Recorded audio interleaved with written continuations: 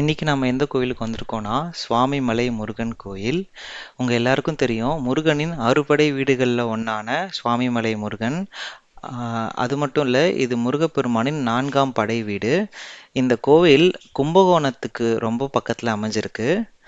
இந்த கோயிலுக்கு தான் நம்ம இன்னைக்கு வந்திருக்கோம். வாங்க இந்த கோயிலை பற்றி பார்ப்போம். பொதுவாகவே முருகன் கோயில் ஒரு மலை மேலேயோ இல்லை மலை அடிவாரத்திலேயே தான் அமைஞ்சிருக்கும். அதே மாதிரி தான் இந்த கோயிலும் ஒரு மலை மேலே தான் அமைஞ்சிருக்கு. ஆனால் இந்த கோயிலை பார்க்க உங்களுக்கு மலை மேலே ஏறி போகிற மாதிரியே இருக்காது. இந்த கோயில் வந்து சமதளத்துலேருந்து கொஞ்சம் உயர்த்தி கட்டப்பட்டிருக்கு. இந்த கோயில் வந்து என்ட்ரன்ஸ் வந்து சமதளத்தில் இருக்கும். அதுக்கு மேலே செகண்ட் ஃப்ளோர் போய் தான் முருகப்பெருமானை நீங்கள் மேலே ஏறி தரிசனம் பண்ணுற மாதிரி இருக்கும். அந்த அந்த எலிவேஷன் தான் வந்து உங்களுக்கு மலை. இது வந்து உங்களுக்கு பார்க்க மலை மாதிரி தெரியலனாலும் இது ஒரு மலை தான். அதனால தான் இந்த கோவிலுக்கு சுவாமி மலை அப்படின்ற பேர் வந்திருக்கு. இப்போ நீங்கள் பார்த்துட்டு இருக்கிறது தான் இந்த கோயிலுடைய நுழைவாயில்.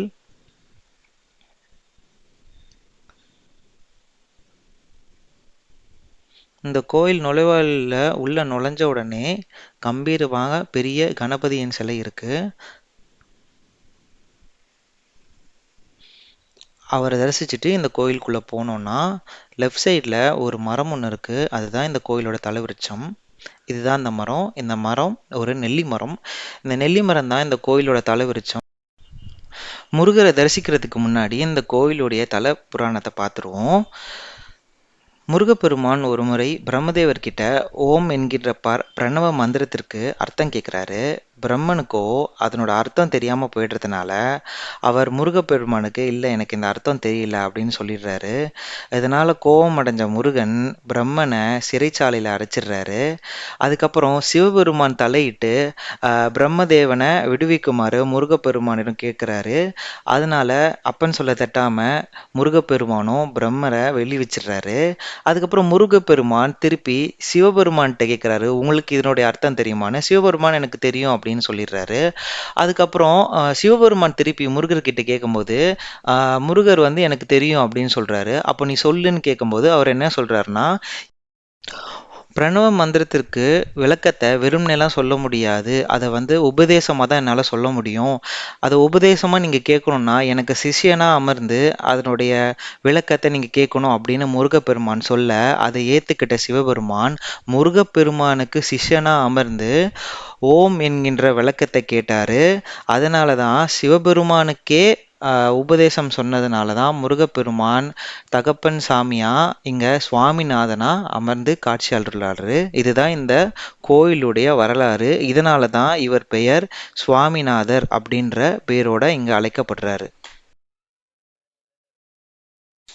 இப்போ நீங்கள் பார்த்துட்டு இருக்கிறது சமதள பகுதி. இதுக்கு மேலே ஒரு கோயில் இருக்கிறது உங்களுக்கு தெரியும்னு நினைக்கிறேன். அந்த மண்டபத்துக்கு உள்ளதான் முருகப்பெருமான் காட்சி அருள்றாரு. இது நம்ம ஒரு பெரிய படிக்கட்டு மேலே ஏறி மேலே போகணும்.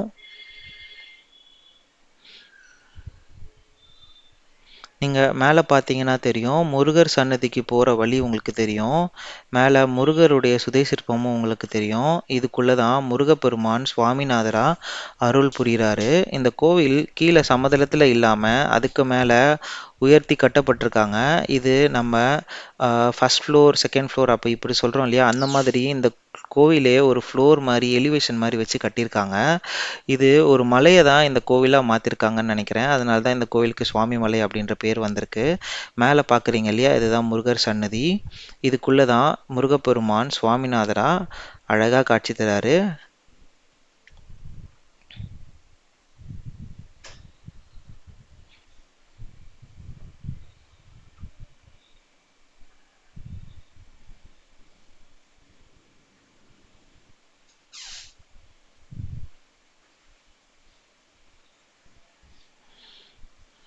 இவர் தான் இந்த கோயிலுடைய மூலவர் சுவாமிநாதர்.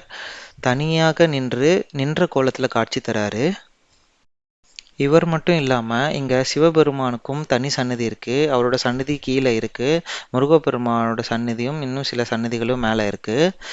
இந்த கோயில் ரொம்பவே அற்புதமான கோயில். அதுவும் முருகப்பெருமானுடைய அறுபடை கோயில்களில் ஒன்று. கண்டிப்பாக நீங்கள் எல்லாரும் வந்து பார்க்கணும். பார்த்து முருகரோட அருளை பெறுங்க.